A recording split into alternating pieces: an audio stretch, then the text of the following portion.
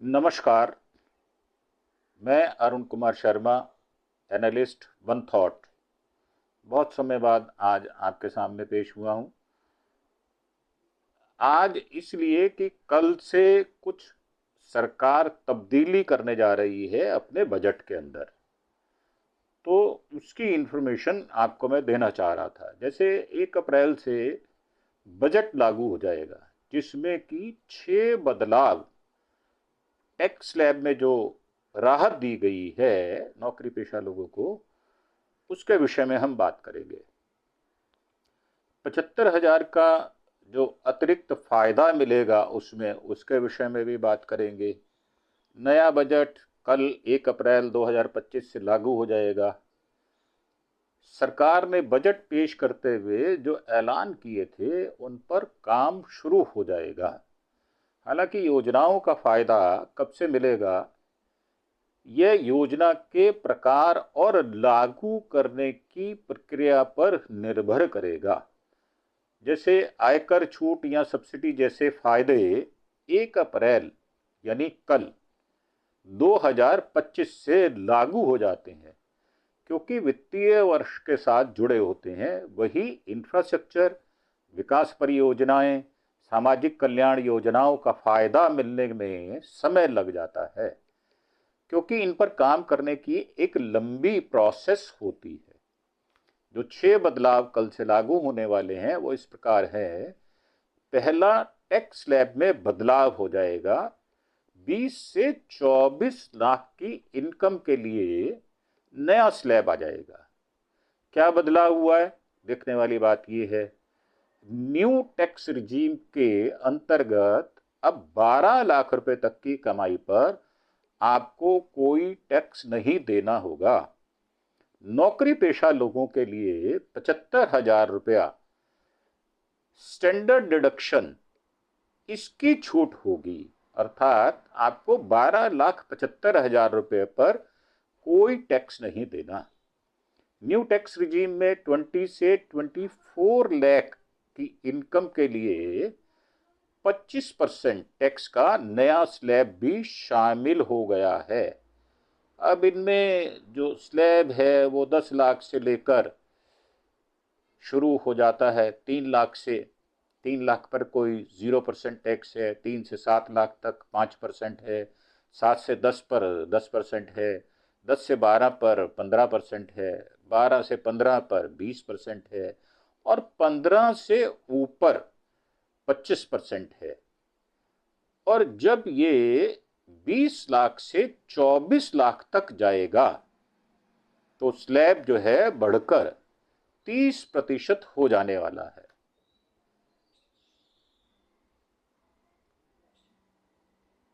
अब अगर इन स्लैब को से हम आगे बढ़ें तो इसका असर क्या होगा। इसका असर होगा कि पहले 30% की अधिकतम दर 15 लाख रुपए से ऊपर की आय पर लागू होती थी, परंतु यह सीमा बढ़कर या बढ़ाकर 24 लाख कर दी गई है। इससे मध्यम यानी मीडियम और हाई मीडियम क्लास के लोगों को बचत होगी। दूसरा जो बदलाव है वो टीडीएस की लिमिट की सीमा बढ़ गई है। 6 लाख रुपए तक की रेंटल इनकम पर टैक्स नहीं होगा। क्या बदलाव हुआ इसमें, कुछ भुगतानों पर टीडीएस जो टैक्स डिडक्शन एट सोर्स की सीमा को बढ़ाया गया है। रेंट से होने वाली इनकम पर छूट दुगनी हो गई है। रेंट से होने वाली इनकम पर 2.4 लाख से बढ़ाकर इसको 6 लाख रुपया कर दिया गया है। ऐसे ही जो वरिष्ठ नागरिक हैं, जो सीनियर सिटीजन हैं, उनको ब्याज ब्याज पर यानी उनके इंटरेस्ट पर जो उनको मिलता है उसको दुगना कर दिया गया है। बैंक एफडी से जो ब्याज आप अर्जित करते हैं, जो इंटरेस्ट अर्जित करते हैं, उसकी सीमा टीडीएस की 50,000 से बढ़ाकर 1 लाख रुपए कर दी गई है। प्रोफेशनल सर्विस जो टीडीएस जो उसकी लिमिट थी उसमें बढ़ोतरी की गई है। प्रोफेशनल सर्विस पर टीडीएस की सीमा अब 30,000 से बढ़ाकर 50,000 कर दी गई है। इसका असर क्या होगा, इससे कम आय वाले व्यक्तियों पर टीडीएस का बोझ कम होने वाला है। जैसे नकदी जो कैश प्रवाह होता है, कैश फ्लो जो होता है, उसमें सुधार होने वाला है। तीसरा जो बदलाव है वो टीसीएस लिमिट की सीमा बढ़ी है। विदेश में जो पढ़ाई कर रहे बच्चे हैं उनको 10 लाख तक भेजने पर टैक्स नहीं था, परंतु अब बदलाव क्या हो जाएगा, विदेश में पढ़ाई के लिए पैसा भेजने पर tax collected and source TCS की लिमिट अब 7 लाख रुपए से बढ़ाकर 10 लाख कर दी गई है। वहीं अगर पैसा किसी प्रोफेशनल ऑर्गेनाइजर जैसे बैंक आदि से लोन लिया गया है तो टीसीएस नहीं लगेगा। असर क्या होगा इसका? असर होगा टीसीएस हटने से छात्रों उनके परिवारों को दोनों को फायदा होने वाला है। पहले 7 लाख से ज्यादा राशि पर 0.5% था टीसीएस कटता था, अब इसमें ट्रांसफरिंग प्रोसेस थोड़ा हेक्टिक बन जाता है। कैसे? वहीं अब दूसरे छोर पर 10 लाख रुपए तक की पूरी राशि पहुंच जाएगी। चौथा है अपडेटेड रिटर्न भरने के लिए ज्यादा समय, मतलब 48 महीने तक आप कर सकेंगे। क्या बदलाव हुआ इसमें बदलाव ये हुआ है कि अब टैक्स पेयर्स असेसमेंट ईयर के अंतर्गत 24 महीने के बजाय 48 महीने तक अपडेट रिटर्न दाखिल कर सकेंगे। इसकी कुछ शर्तें भी रखी गई हैं, जैसे 24 से 36 महीने के बीच रिटर्न दाखिल होने पर 60% अतिरिक्त टैक्स आपको देना पड़ेगा। 36 से 48 महीने के बीच में दाखिल अगर रिटर्न करते हैं तो 70% अतिरिक्त टैक्स देना होगा। इसका असर क्या होगा? असर ये होगा कि इससे करदाताओं को अपनी गलतियों को सुधारने के लिए अधिक समय मिलेगा, स्वैच्छिक अनुपालन भी बढ़ेगा, यानी किसी व्यक्ति या संगठन का अपनी मर्जी से नियमों कानूनों का पालन करना। पांचवा बदलाव क्या होगा? पांचवा बदलाव यह है कि यूलिप पर कैपिटल गेन टैक्स 2.5 लाख से बढ़कर जो प्रीमियम देते थे हम, कैपिटल एसेट माना जाएगा। क्या बदलाव हुआ इसमें? यदि यूलिप यानी यूनिट लिंक्ड इंश्योरेंस प्लान का प्रीमियम जो हम पर ईयर देते हैं 2.5 लाख से अधिक है तो कैपिटल एसेट माना जाएगा। ऐसे यूलिप को भुनाने से होने वाले किसी भी फायदे पर कैपिटल टैक्स गेन लगेगा। यूलिप एक ऐसा प्रोडक्ट है जिसमें प्रीमियम का एक हिस्सा शेयर बाजार में निवेश किया जाता है।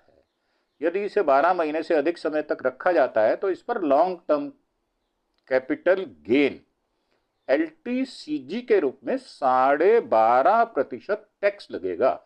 यदि इसे 12 महीने से कम समय तक रखा जाता है तो इस पर शॉर्ट टर्म गेन लगेगा, शॉर्ट टर्म कैपिटल गेन, जिसको एसटीसीजी के रूप में हम जानते हैं, और वो 20% लगने वाला है। असर क्या होगा? उच्च प्रीमियम वाले यूलिप में निवेश करने वालों को अब टैक्स देना होगा। सरकार ने ये बदलाव हाई इनकम टैक्स पेयर्स को यूलिप को टैक्स फ्री इन्वेस्टमेंट इंस्ट्रूमेंट के रूप में उपयोग करने से रोकने के लिए किया है।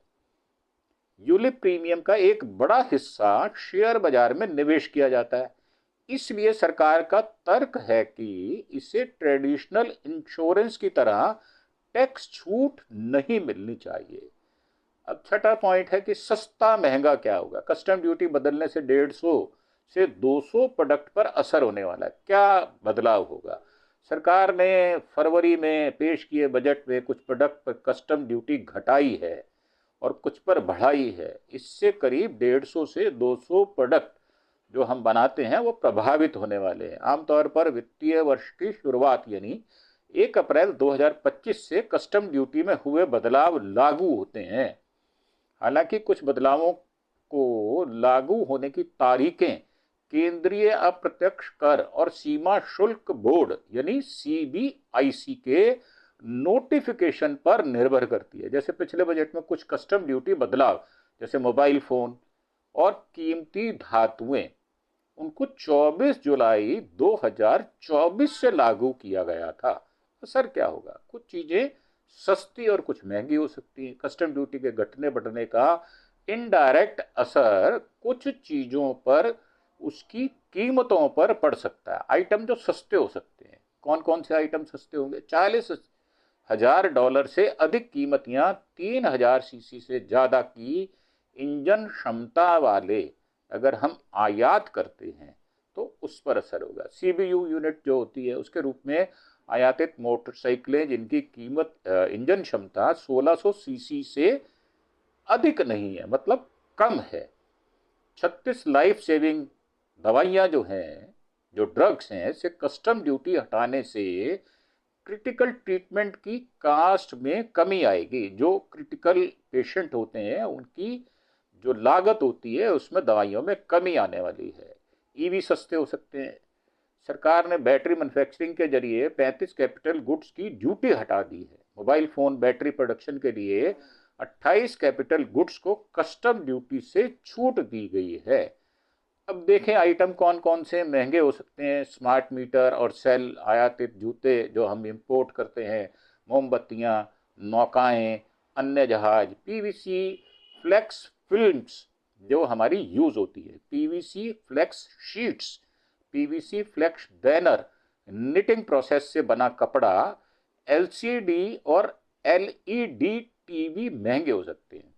अब इसमें बजट में जिन योजनाओं की घोषणा हुई थी उनका फायदा कब से मिलेगा? जैसे सामाजिक कल्याण योजनाएं, जैसे किसानों के लिए नकदी सहायता, महिलाओं के लिए स्कीम्स, या रोजगार जो प्लानिंग बनाई जाती है उसको फायदा जून जुलाई से मिलना शुरू हो सकता है। ऐसा नहीं है कि वो कल से मिलना शुरू हो जाएगा। सड़क, रेल, स्कूल, हॉस्पिटल जैसी परियोजनाओं का फायदा मिलने में समय लगता है क्योंकि इसके लिए प्लानिंग बनानी पड़ती है। क्योंकि इनके लिए योजना, टेंडर और निर्माण की प्रक्रिया थोड़ी लंबी होती है, पारदर्शी होती है, तो इसमें समय लग जाता है। 7 पॉइंट में जाने बजट की पूरी प्रोसेस क्या होती है। बजट की तैयारी, बजट वित्त मंत्रालय द्वारा तैयार किया जाता है। वित्त मंत्री के नेतृत्व में विभिन्न मंत्रालयों, विभागों और विशेषज्ञों से कंसल्टेंसी की जाती है। बजट की प्रस्तुति हर साल 1 फरवरी को होती है। वित्त मंत्री करती हैं, लोकसभा के अंदर वार्षिक बजट पेश करते हैं। बजट भाषण में सरकार की आय और व्यय की डिटेल्स होती है। संसद में चर्चा होती है। बजट पेश होने के बाद लोकसभा, राज्यसभा में इस पर विस्तारित चर्चा की जाती है। सांसद अपने एंगल से उनके पहलुओं पर विचार रखते हैं। विनियोग विधेयक चर्चा के बाद दोनों सदनों में इसे पेश किया जाता है, जो सरकार को समेकित निधि से धन निकालने की अनुमति देता है। फाइनेंस बिल जो कि पेश किया जाता है संसद के अंदर। बजट में प्रस्तावित टैक्स संबंधी बदलावों को लागू करने के लिए वित्त विधायक लोकसभा और राज्यसभा दोनों में पेश किया जाता है। ये ऐसा नहीं है कि निचले सदन में होता है, ऊपर में नहीं होता, दोनों सदनों में करना पड़ेगा। राष्ट्रपति की मंजूरी लेना भी उतना ही जरूरी है। दोनों बिल, विनियोग और फाइनेंस को संसद से पारित होने के बाद इन्हें राष्ट्रपति के पास मंजूरी के लिए भेजा जाता है। अमल में लाना, अमल में कब से आने वाला है ये? राष्ट्रपति की सहमति के बाद ये कानून बन जाते हैं और बजट लागू हो जाता है। 1 अप्रैल से शुरू होने वाले वित्तीय वर्ष के लिए ये बजट लागू होना शुरू हो जाएगा। इस प्रकार हमने आपको ये अपडेट दिया है जो लोकसभा में बजट जो पेश किया गया निर्मला सीतारमण द्वारा, तो हमने एक झलक उसकी आपको, क्योंकि ये कल से होने वाला है, हमने आपको एक झलक इसकी दी है ताकि आपको अवेयर हो जाएं और इसको आप अपने ध्यान में ले आएं कल से जो बदलाव होने वाले हैं। तो एक आपसे अंत में एक रिक्वेस्ट और करना चाहूँगा कि हमें आप हमारे चैनल को सब्सक्राइब जरूर करें, जो अरुण के शर्मा एनालिस्ट वन थॉट, एक विचार के नाम से है, उसको आप सब्सक्राइब करें, लाइक करें, शेयर करें और ज़्यादा से ज़्यादा आप हमें अगर हमारे साथ जुड़ने की कोशिश करते हैं तो ये हमारे लिए बहुत अनुग्रह की बात होगी। इसी के साथ मैं आपसे विदा लेता हूँ। जय हिंद, जय भारत।